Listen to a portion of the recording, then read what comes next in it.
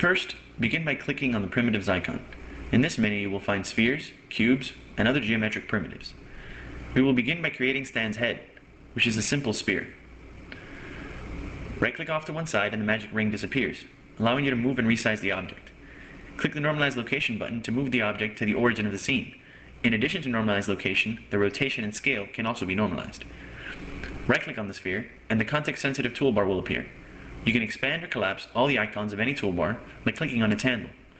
In addition, you can set it so that the buttons disappear as the mouse moves away to prevent a cluttered workspace. Click on the Smooth Quad Divide tool to smooth out the sphere some. We then scale the sphere up proportionately by holding down both mouse buttons and dragging on the corners of the object selector box. We now make a copy of the sphere. This will form Stan's hat. We scale it up slightly, as the hat is slightly larger than the head. Now, we need to go back to the primitives menu and create a cube primitive. We create it larger than the sphere in both directions. In addition, holding down the right mouse button allows you to scale the primitive upwards. We switch to the front view in order to position the primitive properly on the lower half of the hat. Left-clicking and dragging the object selector box at this point allows us to scale the object upwards. We switch back to perspective view to do a quick double check. We want to make sure that the cube fully encompasses the bottom of the sphere. With that done, we select the hat and we bring up the Boolean Actions menu. You'll find that the Boolean actions are very useful in any modeling project. Click on Boolean Subtraction, then select the cube to have the bottom half of the hat cut away. Now we switch back to the perspective view. Click on the selector sphere, and we see that the rotational diamonds are going to appear on the side. These diamonds can be used to easily rotate any object along one of its axes. We click Undo to bring the hat back to its original position. We now need to create the rim of the hat, for which we will use a cylinder primitive.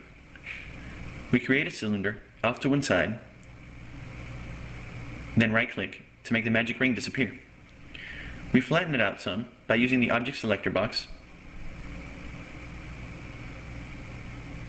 and we then switch to the front view in order to orient it properly on the side of the hat.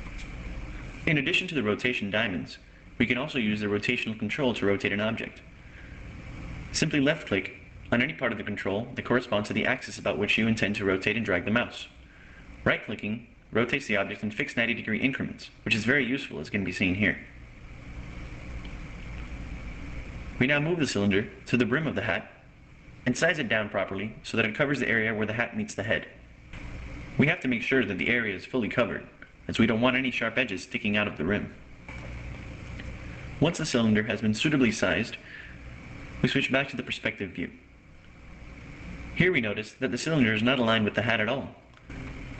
In order to correct this, we simply switch to the top view, and we toggle navigation by the x-axis. We now bring the cylinder up, making sure to match up the leading face with the hat's center line.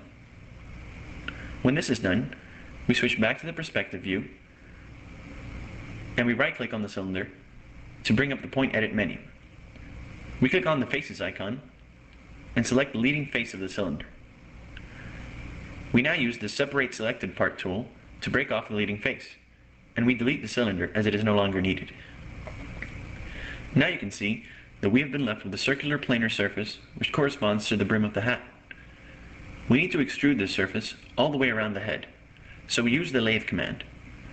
The Lathe command is a remarkable tool, not only because of its applications, but due to the fact that it is very simple to use. Switching to the top view, we modify the rotation so that it's parallel to the XY plane.